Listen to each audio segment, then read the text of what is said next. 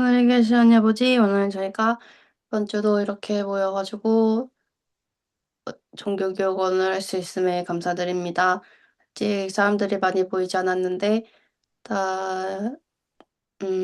함께 모여가지고 한 좋은 것들을 함께 나누고 배울 수 있는 기회를 주시기를 간구드립니다. 오늘 저희를 위해 수업을 준비해 주신 정희성 형제님 축복하여 주셨고, 저희에게 필요한 것들을 잘 전달할 수 있도록 하여 주셨고, 또 형제님의 수업을 통해서 저희가 더 성신을 느낄 수 있도록 하여 주세요. 예수 그리스도의 이름으로 기도드립니다. 아멘. 아멘. 감사합니다. 지난 시간에 우리가 이야기를 했던 것은 우리가 필멸의 속성, 그리고 양심의 가책 이것에 대해서 이야기를 했는데 아담과 이브의 타락이 이제 우리를 단순하게 그 조금 힘들게 만드는 것뿐만 아니라 오히려 우리에게 기회다. 그러한 얘기들을 했었고 양심의 가책을 느낀다는 것이 우리가 그냥 잘못을 했기 때문에 양심의 가책을 느끼고 그거는 우리를 힘들게 하는 거라고만 생각할 수 있었는데 그것이 아니라 우리에게 어떤 경고해주는 경고의 음성으로서 우리에게 도움을 준다 이런 얘기를 했었죠. 오늘 이야기할 것은 이게 예수 그리스도에 대한 이야기인데요. 오늘을 이렇게 한 절반 정도는 이렇게 조용하게 여러분의 생각을 나누기보다는 좀 듣는 시간이 될 거예요. 그래서 저는 이제 예수 그리스도의 마지막 주에 있었던 일들 몇 가지를 좀 골라서 여러분께 좀 설명을 드리고 보여드리고 또 그런 과정을 거칠 텐데 오늘 함께 하시면서 여러분이 생각하셔야 될 것은 이따가 나눠주셨으면 좋겠는 것은 어, 그 내가 어떻게 하면 내가 예수 그리스도에 대해서 이렇게 알면 알수록 내가 가지고 있는 어, 죄나 혹은 내가 좀 부족한 부분들을 회개하고자 하는 소망이 커지는 데 도움이 되는가? 이것에 대한, 이것에 대해서 좀 스스로에게 질문을 해보시면 좋겠어요. 어, 이렇게 예수 그리스도의 속죄 희생을 내가 좀 더 잘 이해하고 감사하게 될 때, 내 안에 있는 그분에 대한 사랑, 그리고 내가 회개하고자 하는 소망이 더 잘하는가? 이 질문을 머릿속에다가 좀 담고 시작을 하면 좋을 것 같아요. 어, 지난주에가 이제 부활절이었잖아요. 그래서 아마 부활절에 대해서 좀 여러 가지 생각하실 일들이 있었을 것 같은데 그 몇 가지 있었던 사건들을 좀 저는 말씀드리려고 해요. 그래서 여러분 이렇게 좀 상상하시면서 보실 수 있으면 좋을 것 같아요. 중간중간 시각 자료도 좀 공유해 드릴게요. 그래서 지금부터 좀 공유해 드리겠습니다. 어, 개인적으로 제가 지난주가 이제 그 부활절이었기 때문에 그 전주에 이제 종려주일부터 해서 일요일부터 해서 부활이 있었던 일요일까지 다시 한번 이렇게 쑥 돌아보면서 개인적으로는 예수 그리스도 책, 제임스 탈메지 장로님의 예수 그리스도 책도 돌아보게 됐고 경전도 좀 살펴보는 기회를 가졌어요. 그러면서 이제 그 저도 이제 더 많은 예수 그리스도의 속죄에 대해서 마지막 주에 있었던 일들에 대해서 배우게 되었는데 몇 가지를 좀 공유해 드립니다.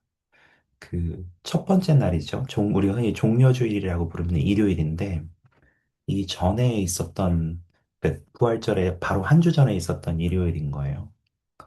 그때 이제 상황은 예수 그리스도를 이미 죽이려는 유대인들이 많이 있었어요.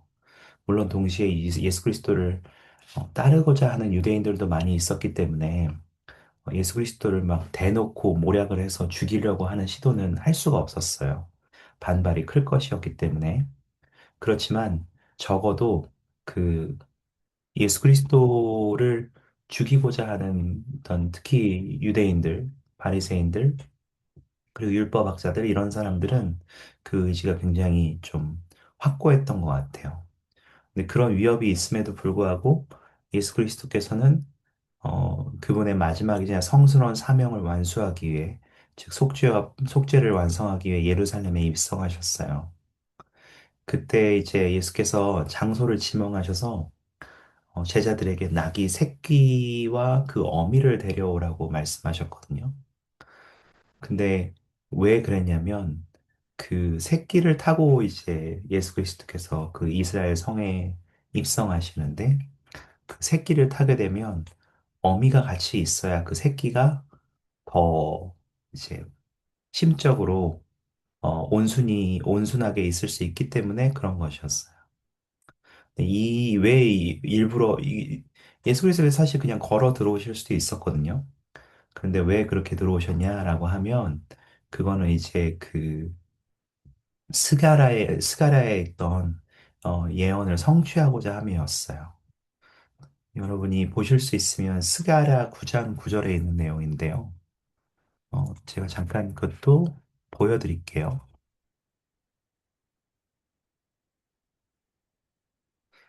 스가랴 9장 9절에 보시면 여기 보시면 시온에 따라 크게 기뻐할지어다. 예루살렘에 따라 즐거이 부를지어다.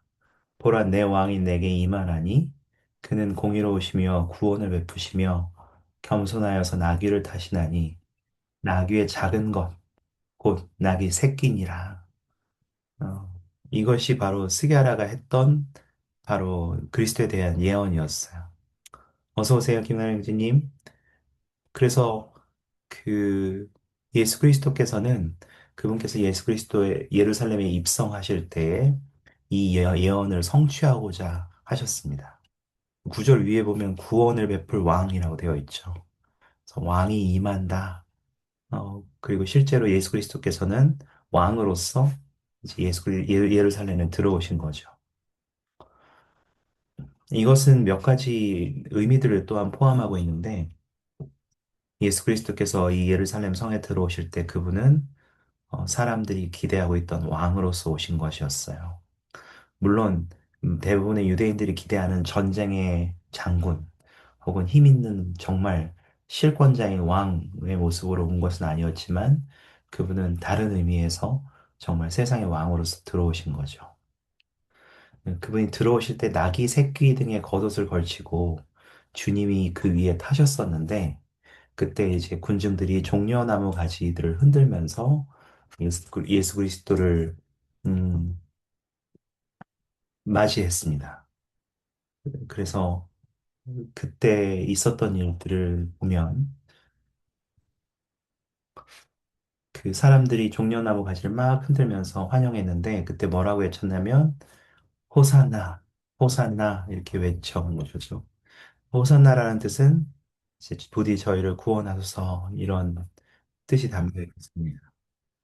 그래서 수세대 동안 예루살렘 백성들은 메시아께서 오셔서 자신의 압제로부터 구원해 주시기를 기다려왔는데 어쨌든 그분은 사람들 앞에 그렇게 나서셔서 왕으로 오셨다는 것을 선언하신 것이었어요. 어서 오십시오, 다들. 저희가 지금 예수 그리스도의 마지막 돌아가시고 부활하시기 셨던 그 마지막 주를 다시 한번 조금 살펴보고 있습니다. 이제 일요일에서 월요일로 넘어가게 되면 월요일에는 그분은 이제 다시 성전으로 가셔서 예전에 했던 것처럼 많은 사람들이 여전히 성전에서 장사를 하고 있었어요.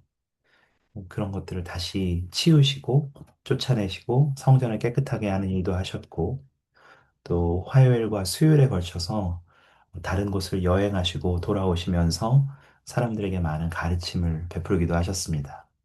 물론 그 중간중간에 계속해서 그 예수 그리스도를 해하려고 했던 유대인들은 그 예수 그리스도를 이간질하거나 혹은 꼬투리를 잡으려고 계속 사람들을 보냈었어요. 그렇지만 그게 잘 안 됐죠. 그리고 이제 목요일이 됩니다. 목요일이 됐을 때 이때가 이제 유월절 기간이었어요. 유월절 기간에 사람들은 자신을 위해 희생된 어린 양의 피로 자신들이 어떻게 구원받았는지를 기억했죠. 이것이 이제 애굽에서 모세를 통해서 모세로 인해서 주어진 기념일, 그러니까 명절 같은 것이었는데, 어, 그는 이것이 바로 이제 예수 그리스도께서 오실 모형을 기억하기 위한 상징이 담겨 있음에도 불구하고 많은 유대인들은 그것을 잘 이해하지 못했죠. 그리고 우리가 아는 것처럼 6월절 밤에 예수께서 이제 최후의 만찬을 위해서 제자들을 한 자리에 모으셨고, 그분께서 그들을 위해 희생될 자신의 몸과 피를 나타내는 성스러운 상징으로 빵과 포도주를 주셨고, 이제 이것으로서 당신을 항상 기억하라고 가르치셨죠. 그런 다음에 이제 겟세마네 동산으로 가셨어요. 겟세마네 동산에 대해서 생각하면, 겟세마네 동산은, 아마 여러분이 읽기 과제를 좀 읽으셨으면, 거기에서 그런 내용들을 좀 보셨을 텐데, 겟세마네 동산은 그, 그, 이제, 기름을 압착한다는 의미가 포함되어 있어요. 그래서 동산이라고 좀 알려져 있지만, 실제는 조금 더 이렇게 밑으로 내려가는 아래쪽에 있었다고 하더라고요, 실제 장소는. 그래서 겟세마네 동산으로 가셔서, 나머지 제자들은 뒤에 밑에다 두고, 몇몇의 제자만 데리고 올라가셨고, 일정 기간 이후부터는, 장소 이후부터는 그리스도께서 혼자 가셔서, 네, 가셨죠. 그것은 감람산 기슭에 있었는데요. 그, 참, 그곳에서 겪었던 슬픔들이 또 고통들이 얼마나 컸는지는 경전에서 우리가 읽어볼 수 있어요. 올리브 기름을 짤 때 어떻게 짜는지 아셔요? 혹시 아시는지 모르겠는데, 올리브 기름을 짤 때는 이렇게 압착을 해서 짜요. 아까 이제 겟세마네가 올리브 기름을 짜는 압착하는 곳이라는 저기가 있다고 했잖아요. 그래서 감람산의 감람농원에서 그 근처에 이제 올리브를 기르는 곳이 많아서 올리브를 갈아서 압착한 다음에 돌로 눌러서 이렇게 돌려요. 맷돌처럼 이렇게 돌리면 거기에서 이제 그 짜여진 기름들이 밑으로 흘러서 이제 나오는 거죠. 그것은 이제 겟세마네 동산에서 겪으셨던 그리스도의 고통을 비교하기도 하는 거였어요. 잠깐 이제 그 내용을 우리 읽기 과제에서 잠깐 보여드리면 이렇게 되어 있는데 그 여기 보시면 마가는 이렇게 붉은 글씨로 되어 있는 부분입니다. 마가는 예수님이 겟세마네에서 끔찍한 고통을 당하면서 심히 놀라셨다고 했다. 심히 놀라다라는 말은 그리스어로 몹시 놀라다, 두려운 생각이 들다라는 뜻이다. 예수님은 우리의 전세 때부터 모든 죄를 스스로 짊어지리라는 것을 아셨지만 속죄는 경험한 적이 없었다. 그 고뇌와 고통은 헤아릴 수 없을 정도였다. 우리 시대의 그분은 당신이 겪으신 일을 다음과 같이 표현했다. 전능하신 하나님의 격렬한 진노의 포도즙들을 밟았도다. 그 고난은 만유 가운데 가장 큰 자, 곧 하나님인 나 자신을 고통으로 말미암아 떨게 하였고 모든 구멍에서 피를 쏟게 하였으며 육체와 영이 모두 고난을 겪게 하였느니라. 예수 그리스도의 상함은 우리의 죄악 때문이었다. 이렇게 포함되어 있습니다. 이렇게 해서 좀 묘사하고 있습니다. 그때 고통이 얼마나 끔찍했는지는 우리가 상상할 수 없지만, 그때 그분이 겪으셨던 고통은 정말 큰 것이었어요. 잠깐 그것이 어떤 것이었는지 제 영상으로 잠깐 보시겠습니다. 보시면서 우리가 그 고통을 다 느낄 수도 없고 뭐 이해할 수도 없지만 어떠한 모습이었을지 잠깐 상상하는 기회가 되기를 바랍니다. 잠깐 보시겠습니다.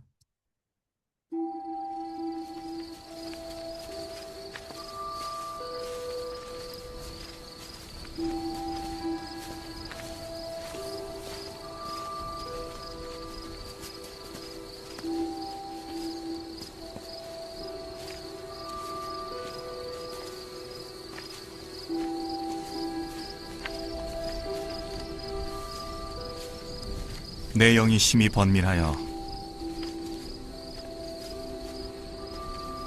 죽게 됐으니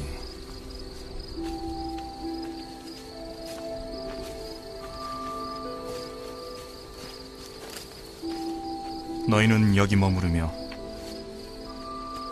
나와 함께 깨어 있으라.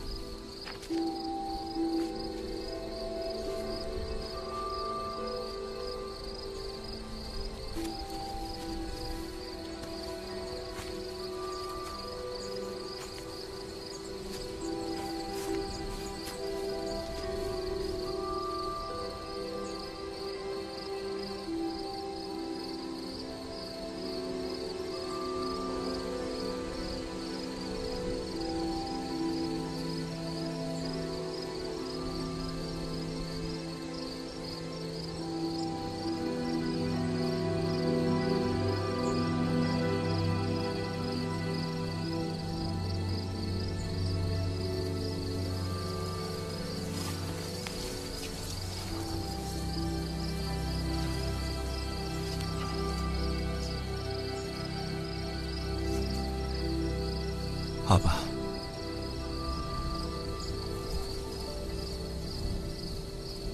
아버지.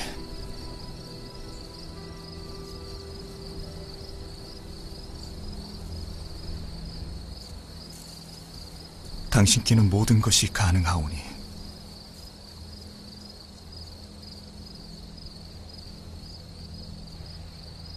이 잔을 제게서 옮기시옵소서.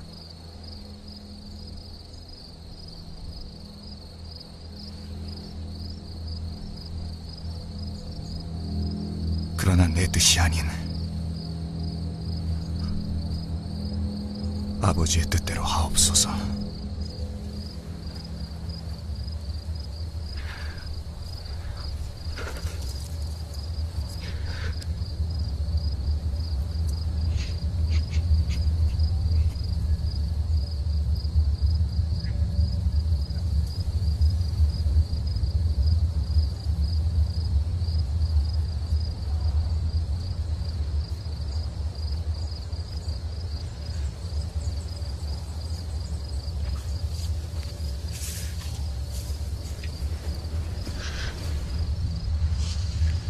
잠들었느냐? 한 시간도 깨어 있을 수는 없더냐?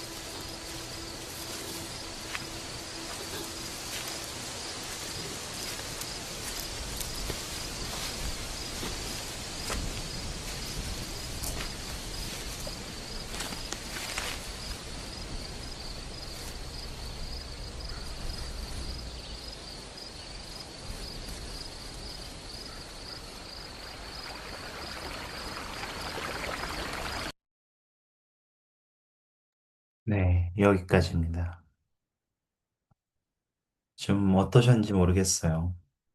그리스도께서 그 당시에 겟세마네 동산에서 겪으셨던 고통들을 생각해 보면 우리가 상상할 수는 없죠. 그렇지만 조금 그래도 우리의 상상력을 조금 더해보자면 구주께서 그때 겪으셨던 고난은 이제까지 살았던 모든 사람, 그리고 지금 살고 있는 모든 사람들, 앞으로 살게 될 모든 사람들, 그리고 무한한 영역에 있어서, 무한한 세계에 있어서, 모든 부분에 있어서 고통, 슬픔, 어려움, 그 모든 것들을 경험하신 분이셨어요.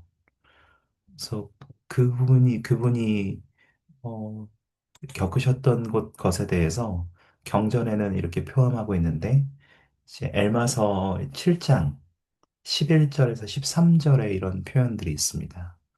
잠깐 같이 보시면, 이에 그가 나아가사 온갖 고통과 고난과 시험을 당하시리니, 이는 그가 자기 백성의 고통과 질병을 짊어지리 하는 말씀을 이루려 하심이라. 또 그가 사망을 짊어지시리니, 이는 그의 백성을 결박하는 사망의 줄을 푸시려 함이요. 또 그들의 연약함을 짊어지시리니 육체를 따라 그의 심정을 자비로 충만하게 하사 육체를 따라 자기 백성을 그들의 연약함을 쫓아 어떻게 도울지 아시고자 하심이라. 이것이 바로 경전에 표현된 그리스도께서 겟세마네 동산에서 겪으셨던 고통에 대한 것이었어요. 그분은 우리가 살고 있는 모든 삶에서 겪을 어려움들, 슬픔들, 당황스러운 일들, 그 모든 것들을 경험하셨기 때문에 우리를 이해하실 수 있는 유일하신 분이셨어요.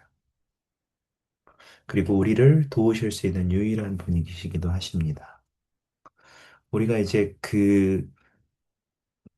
그 예수 그리스도에서 이야기할 때 예수 그리스도께서 그 공의의 요구를 모두 충족하실 수 있는 이유는 바로 예수 그리스도께서 죄 없는 삶을 사셨기 때문이다라고 이야기하잖아요. 근데 생각해 보면 그 왜 죄 없는 삶을 살아야만 했을까요? 죄 있는 죄를 잘못을 해보는 경험도 필요하셔야 그분이 그렇게 하실 수 있지 않을까요? 라고 생각하지만 이제 우리가 이제 그 번제를 통해서 희생 제물을 드리는 것을 항상 이야기할 때 항상 흠없는 첫 번째 수컷 양을 바치는 것에 대한 그 상징들을 생각해 보면 정말 흠없는 그리스도가 필요했던 거예요. 그 부분을 우리 교재에서 잠깐 살펴보면 이렇게 되어 있는데 저는 이걸 읽을 때 좀 되게 마음이 동황했던 것 같아요. 물론 이제 그분이 흠이 없기 때문에 유일하게 죄가 없으셨기 때문에 우리를 위해서 그 공의를 충족시킬 수 있는 분이기도 했지만 C.S. 루이스라는 사람이 이렇게 견해를 피력했다고 되어 있는데 파란색 부분 잠깐 보시면 유혹에 저항하려고 애쓰는 자만이 그것이 얼마나 강한지 안다. 바람의 세기는 누워서 아는 것이 아니라 바람에 맞서 걸으려고 할 때 알게 된다. 5분 후에 유혹에 굴복하는 사람은 단지 1시간 후에 상황이 어떨지 알지 못한다. 나쁜 사람이 어떤 면에서 나쁜 것에 관해 거의 알지 못하는 까닭이 여기 있다. 재밌지 않나요? 그 나쁜 사람들은 나쁜 게 뭔지를 잘 인식을 못한다는 거예요, 오히려. 왜? 그걸 견뎌보지 못했기 때문에, 저항해보지 않았기 때문에. 그들은 늘 굴복하여 안주하는 삶을 살아왔다. 이거를 이제 범죄의 영역까지 해석하지 않아도 이제 우리 일상생활에서도 그러한 것들을 생각해 보면 경전에는 이제 그것을 그러한 사람들을 육에 속한 사람이라고 이야기하죠. 그냥 느끼는 대로 원하는 대로 그냥 사는 사람들이요. 음. 우리 안에 악한 충동과 싸우려 하고 나서야 그 힘을 안다. 그리스도는 유혹에 굴복하지 않은 유일한 분이었기에 유혹이 의미하는 바가 무엇인지를 전체적으로 아는 유일한 분이기도 하다.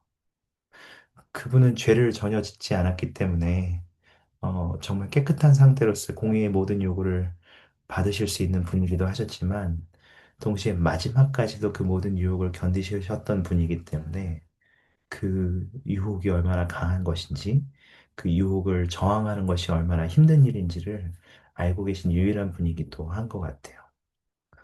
그분만이 유일하게 그렇게 하실 수 있으셨으니까요. 그 모든 것들이 바로 우리를 위한 일이었습니다. 음, 이제 우리가 알고 있는 것들은 겟세마네 동산 이후에 어떤 일들이 있었는가죠. 그분이 모든 고통을 겪은 다음에 결국 겟세마네 동산에서 승리자가 되셨죠. 그리고 금요일이 됐습니다. 금요일이 되었을 때 그분은 결과적으로 우리가 알고 있는 많은 것들을 경험하게 되는데 그중 일부를 잠깐 영상으로 지금 보시겠습니다. 제가 빌라도 앞에 섰던 그리스도의 모습을 잠깐 보시겠습니다.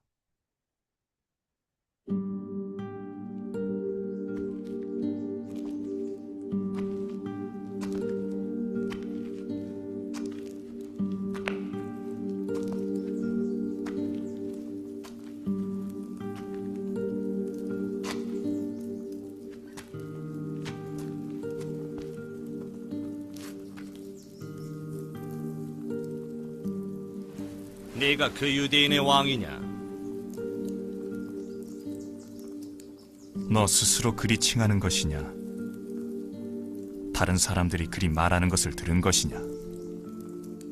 내가 유대인인가?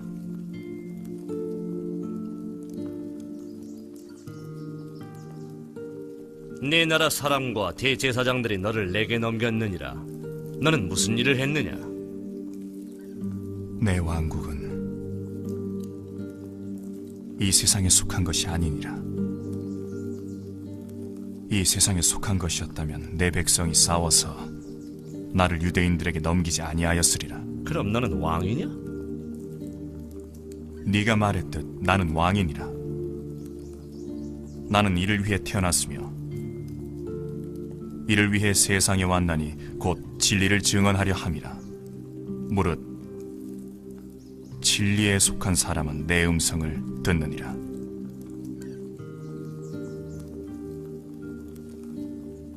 진리란 무엇이냐?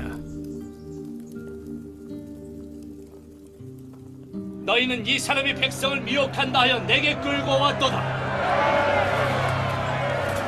내가 너희 앞에서 신문하며 나는 너희가 고발한 일을 찾으려 했으나 이 사람에게서 죄를 찾지 못하였도다.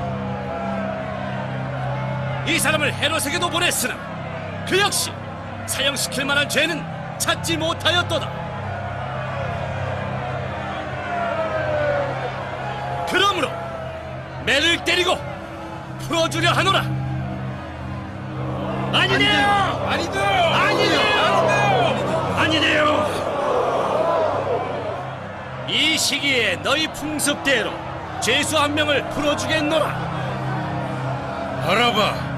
바라바를 풀어주시오.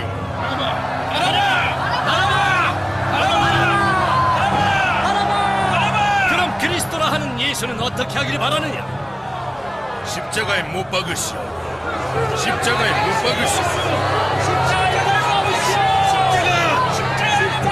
제발 제 아들을 살려주소서.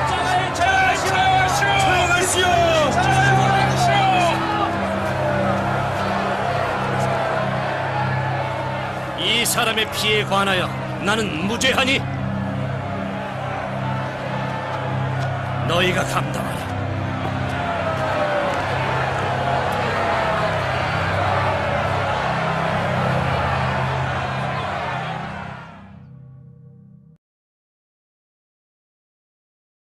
네.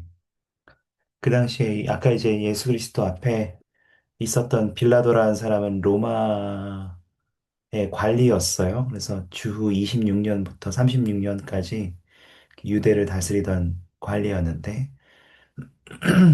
그 사람은 이제 이제 그 당시에는 이스라엘 자체가 로마의 속국이 되어 있었으니까 로마의 그 관점은 그냥 거기에 있는 모든 문화나 종교들을 다 허용해요.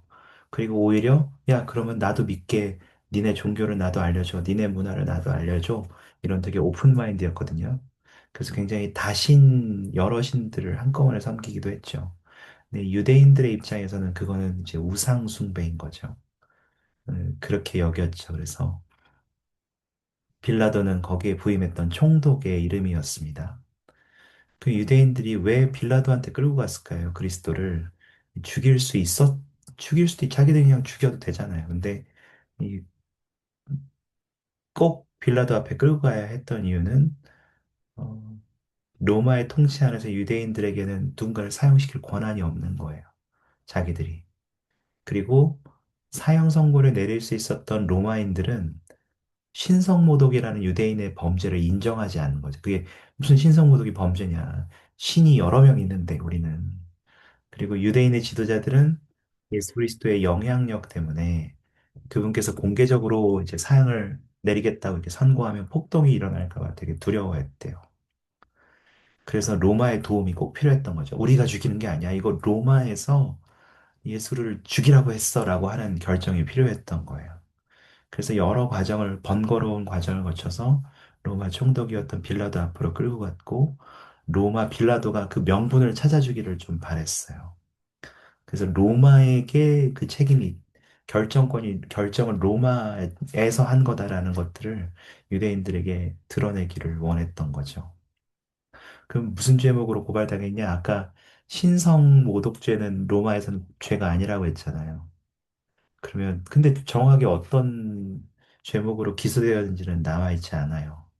다만 이제 빌라도가 예수 그리스도를 신문할 때 아까 영상에서 보셨던 것처럼 네가 왕이냐? 이렇게 물어보셨던 것처럼 그 거기에 초점이 좀 맞춰져 있었어요. 그래서 네가 스스로를 왕으로 여기고 있느냐 아니냐라고 해서 이거는 이제 황제에 대한 혹은 국가에 대한 반역 행위이다. 이렇게 죄목을 붙이려고 했던 것 같아요. 그래서 실제로 그 십자가에 못 박히실 때에도 그 못 박히는 사람의 이름 위에다가 이제 죄목을 표시하는 게 당시엔 관습이었는데 거기에다 뭐라고 쓰였냐면 우리가 알고 있듯이 나사렛 예수 유대인의 왕 이렇게 쓰여 있었어요. 그래서 유대인들은 예수 그리스도를 죽이고 싶었지만 네. 신성모독죄가 아니라 국가 반역죄 이런 식으로 이제 하고자 했던 거죠. 모세율법에서는 신성모독죄는 사형이었어요. 그렇지만 로마의 법을 따라야 했기 때문에 하여튼 반역죄로 바꿔서 그거를 껴맞추려고 했던 거죠. 그 뒤에 예수 그리스도께서는 채찍질을 당하셨습니다.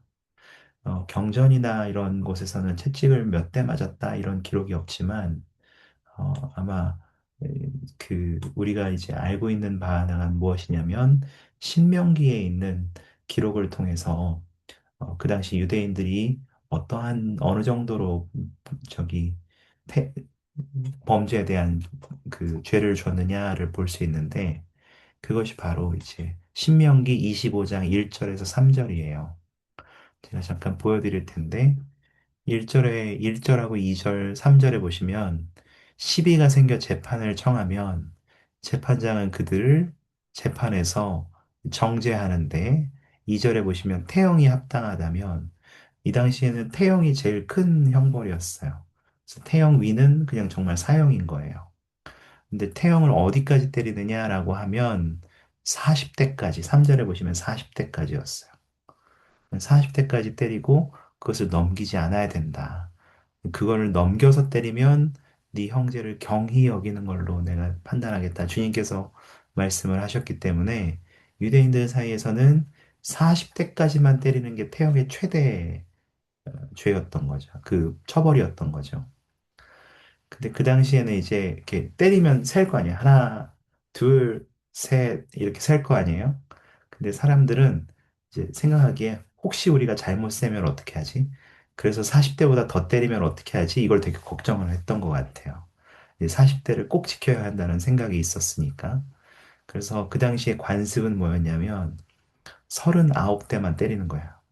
그러면 이제 혹시 잘못 세더라도 40대를 넘어가지 않을 거다라는 생각에서 그렇게 했다고 해요.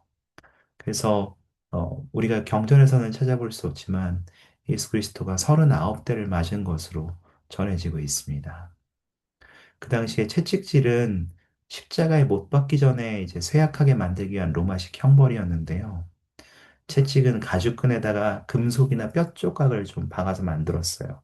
이렇게 쇠추 같은 것도 좀 박기도 했었대요. 그래서 기둥에 묶여서 반복적으로 채찍질을 당하는데 이게 이제 몸이 손상되거나 통증을 느끼고 이제 하여튼 출혈이 발생하기도 했고 채찍질의 목적 자체가 대상자가 기절하거나 죽기 직전까지 쇠약하게 만드는 것이 목적이었대요. 좀 그래서 오히려 채찍질 하다가 이제 몸이 약한 사람들은 그대로 죽어버리는 경우들도 있었거든요. 그런 경우에 오히려 사람들은 십자가에 달리지 않아도 되니까 굉장히 행복했던 거죠. 어떤 의미에서는. 되게 아이러니하죠.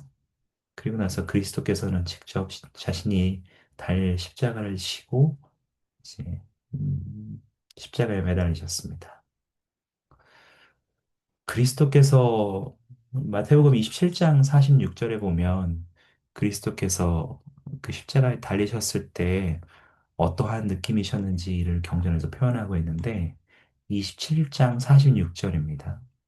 여기 보시면 뭐라고 되어 있냐면 제90쯤에 예수께서 크게 소리질러 이르시되 엘리 엘리 라마 사박다니, 이게 무슨 말이냐면 나의 하나님 어찌하여 나를 버리셨나이까, 이렇게 얘기합니다. 이 부분에 대해서 홀런즈 장로님께서 가르친 것이 있는데 제가 그걸 채팅창하고 카톡방에 좀 나눠드릴게요.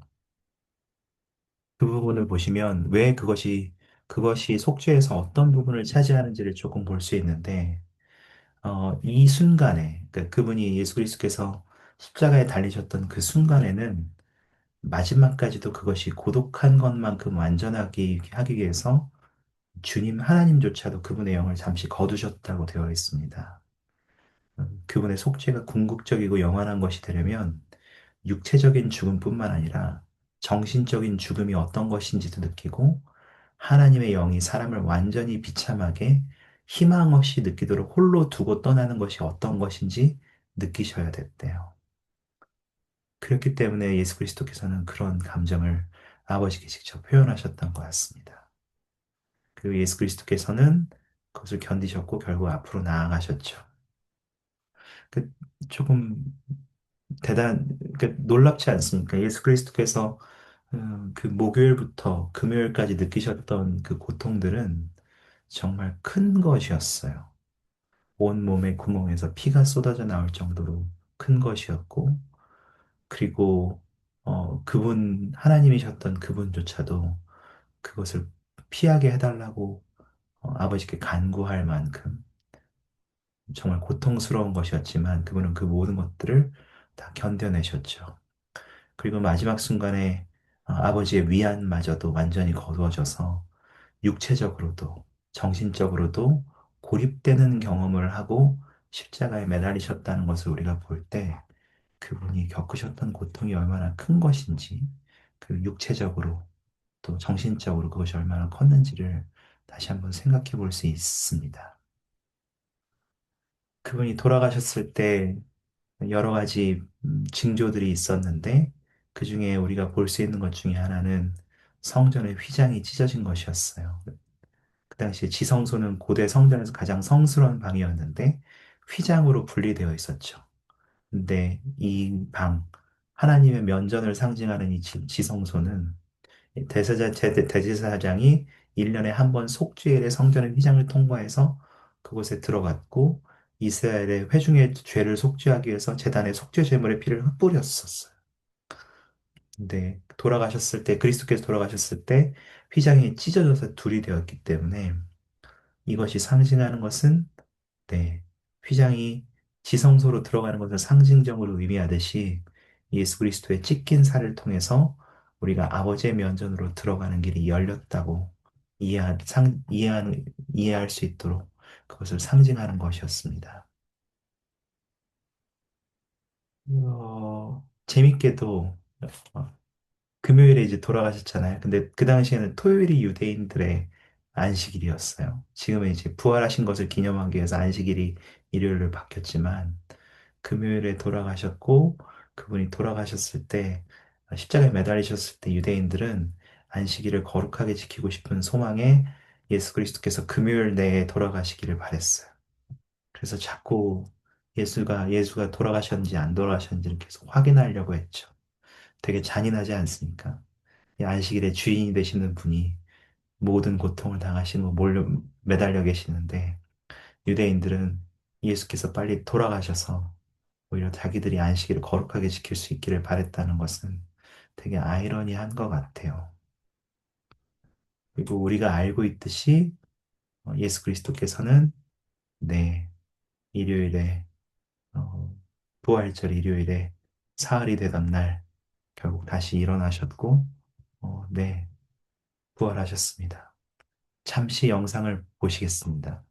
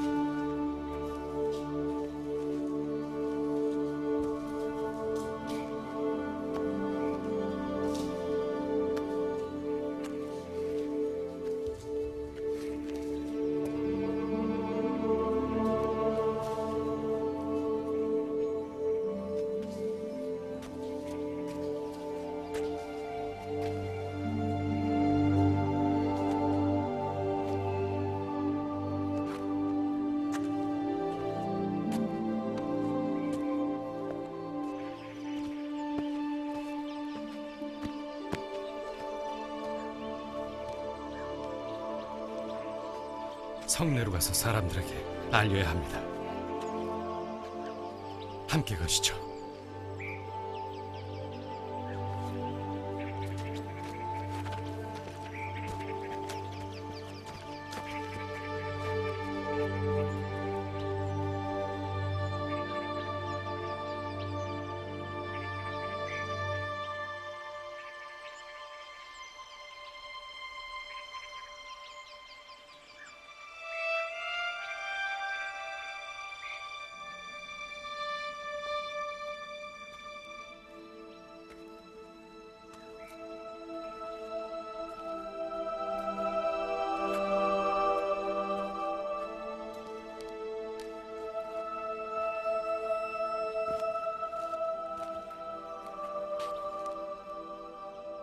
여자여, 왜 그리 우느냐?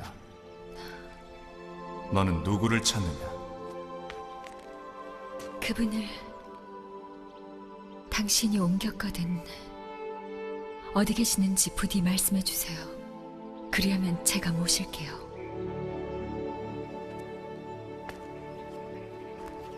마리아야, 라보니, 나를 만지지 말라. 나는 아직 아버지께로 올라가지 않았느니라. 내 형제들에게 가서 내가 내 아버지 곧 너희 아버지, 내 하나님 곧 너희 하나님께로 올라간다고 전하라.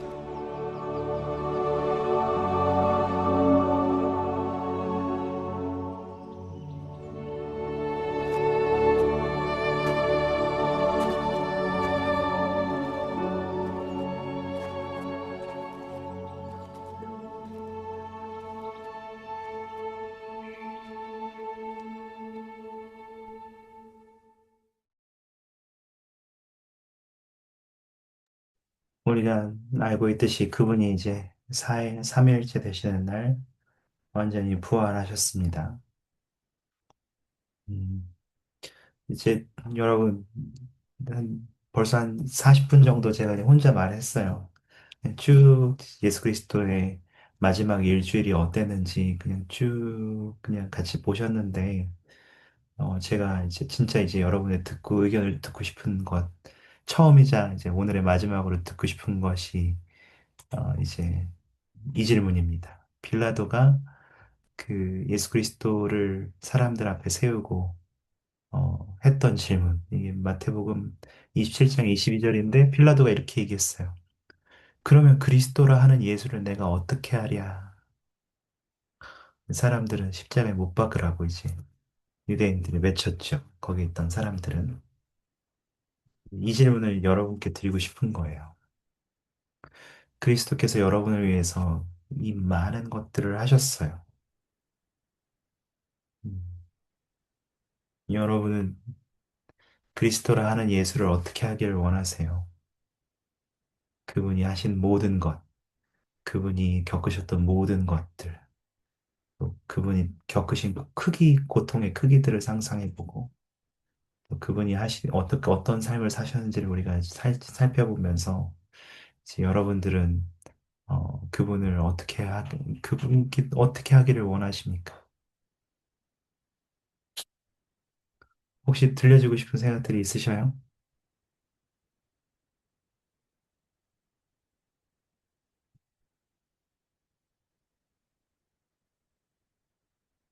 여러분의 삶에서 여러분은 예수 그리스도를 어떻게 대하시겠어요?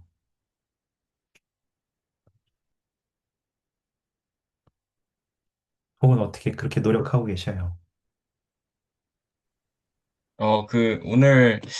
오늘 수업을 들으면서 그 가장 인상적이었던 부분이, 그분의 대속이 궁극적이고 영원한 것이 되려면 육체적인 죽음뿐만 아니라 정신적인 죽음이 어떤 것인지 느끼고, 하나님께서 영이 사람을 완전히 비참하게 희망 없이 느끼도록 홀로 두고 떠나는 것이 어떤 것인지 느껴야 했습니다. 이 말을 들을 때, 진짜, 저는 상상도 못했어요.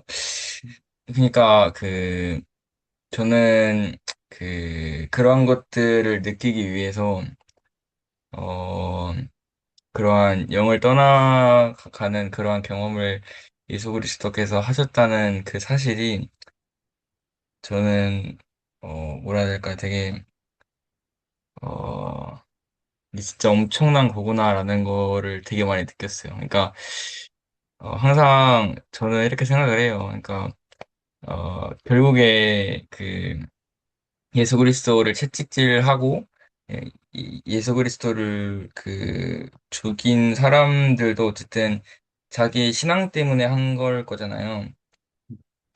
그래서 그러한 사람을 과연 나쁘다고 칭하는 게 맞을까라는 생각을 되게 많이 해오는데 항상 그렇게 선과 악의 교리의 그 간극에 대해서 되게 많이 고민 아닌 고민을 하고 있는 것 같아요. 근데 오늘 그거를 느끼면서 진짜 숙제가 엄청 난 거구나라는 거를 다시 한번 깨달을 수 있었고 그러한 나쁜 사람, 그러니까 뭐 저희는 일단은 예수님을 믿는 기독교인 입장이니까 그 사람들을 나쁜 사람으로 칭하자면 어쨌든 좋은 사람은 아니니까 그런 사람들을 위해서도 그런 사람들까지도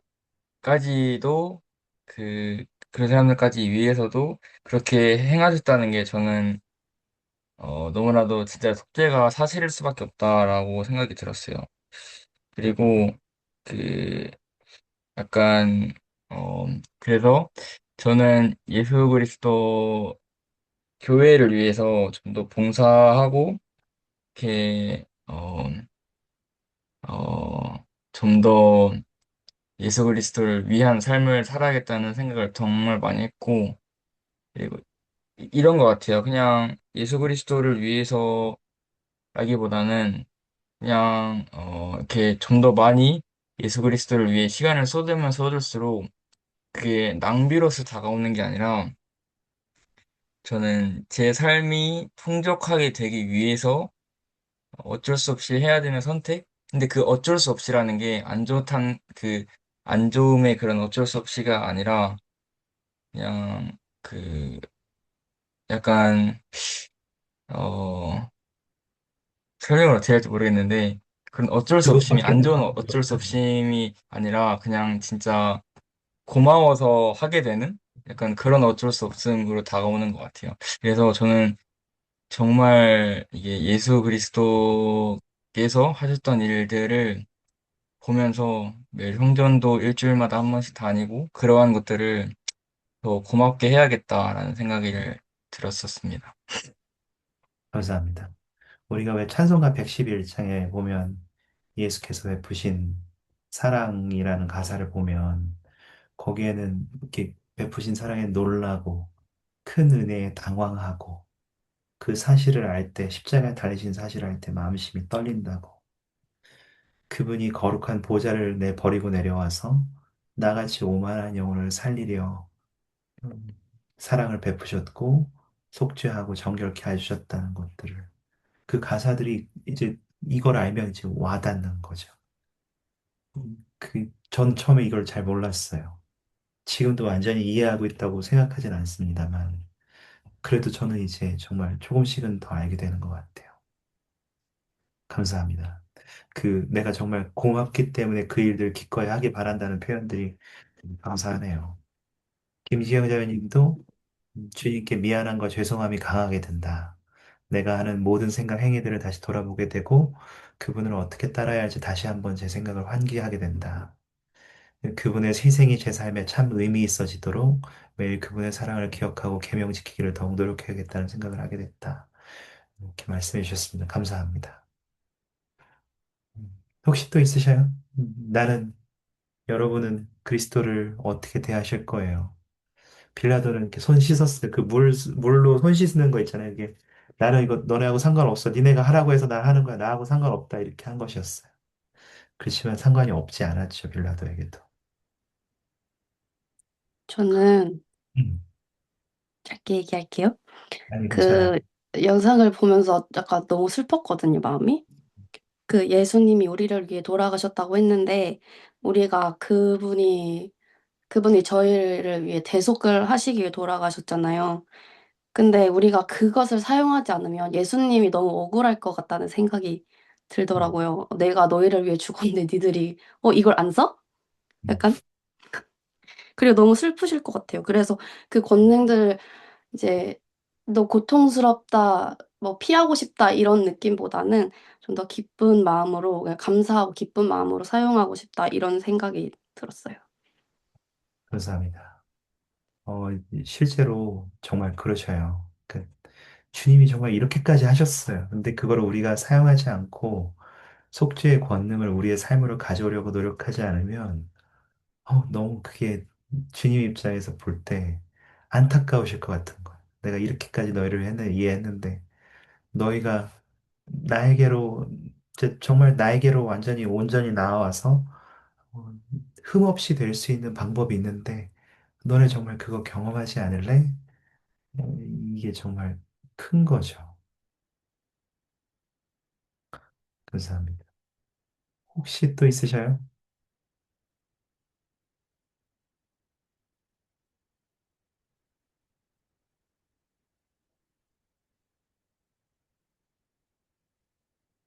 저는 네. 그리스도에게 감사함을 표한다는 것 자체가 저희가 복음을 지키는 것이라고 생각하거든요.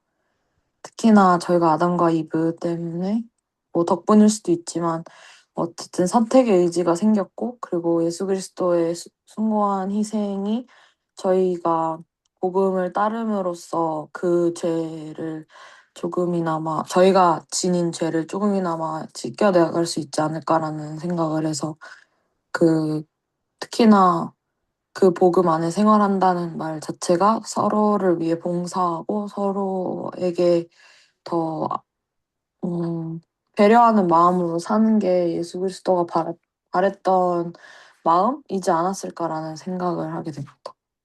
감사합니다. 너무 좋네요. 너무 감사합니다.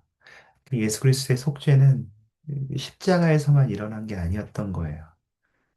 그 최고의 사랑이 겟세마네에서 이루어졌고 십자가에까지 이루어졌고 이제 부활까지 그분이 다시 부활하신 것까지 다 연결되는 것. 그 모든 것이 속죄의 과정이었어요. 너무 감사하네요. 이거는 이제 지금 읽지는 않겠습니다. 한번 여러분 개인적으로 읽어보셔요. 이거는 휴고 몬토야 장로님이 2022년 10월 연차대회에서 그분의 사랑이 정말 겟세마네에서 최고로 드러났다. 그리고 예수 그리스도의 속죄를 조금만 이해하더라도 아버지와 아들에 대한 사랑이 커지고 지금 여러분이 또 표현하신 것들이 다 그런 내용인 것 같아요. 죄를 짓고 불순종하려는 마음은 작아지며 더 나은 사람이 되고 더 잘하려는 의지가 커진다는 것을 알게 되었습니다. 이게 참 감사한 말씀이죠.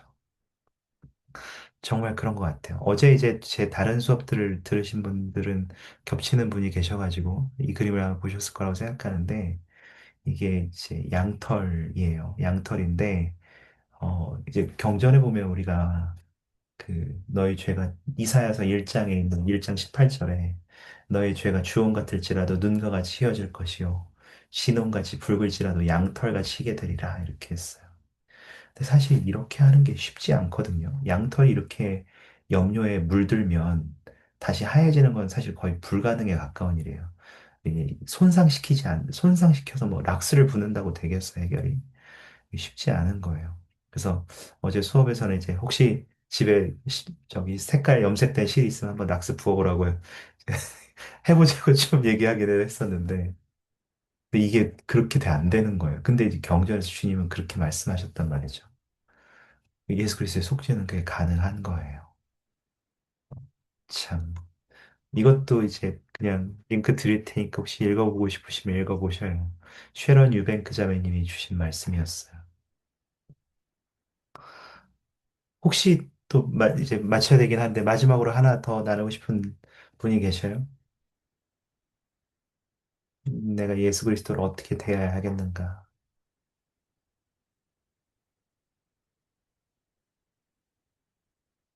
음,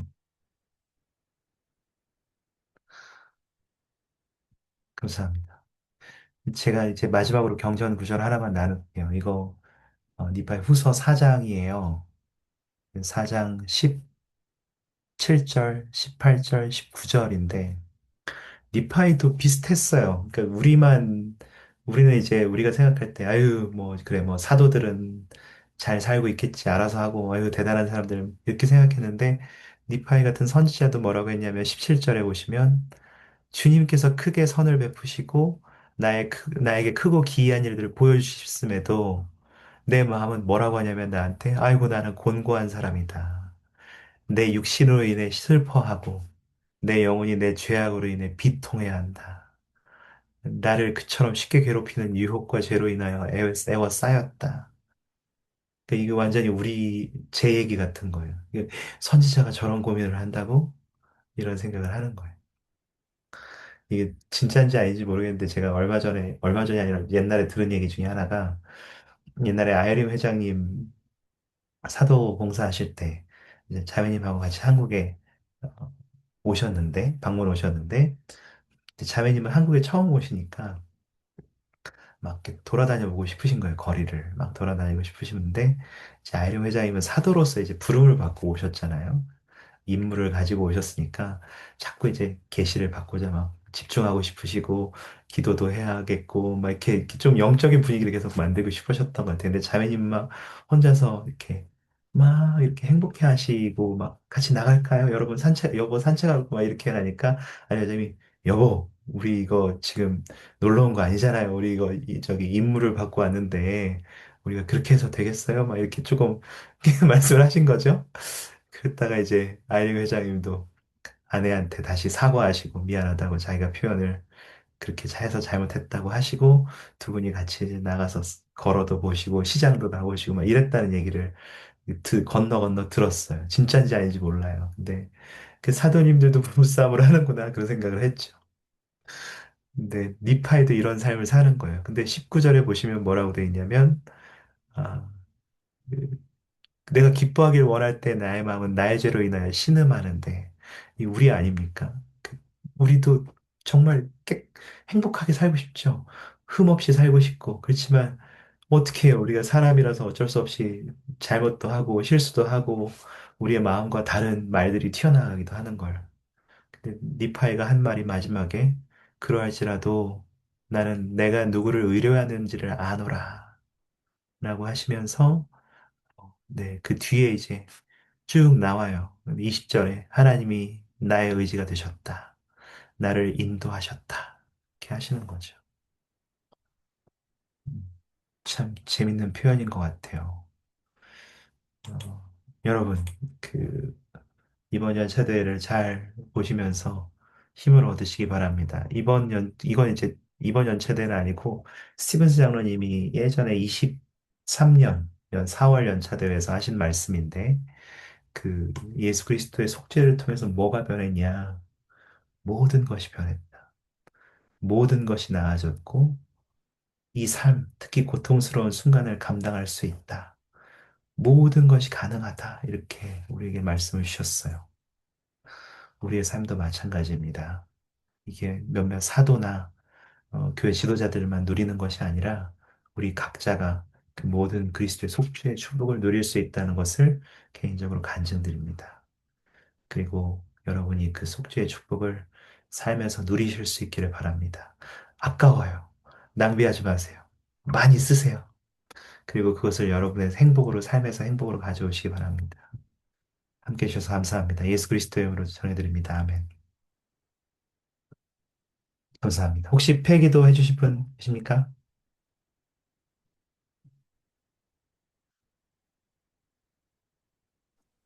가겠습니다. 감사합니다. 네. 하늘에 계신 하나님 아버지, 저희가 오늘 특히 부활절을 의미해서 예수 그리스도를 다시 한번 알게 할 수 있음에 감사합니다.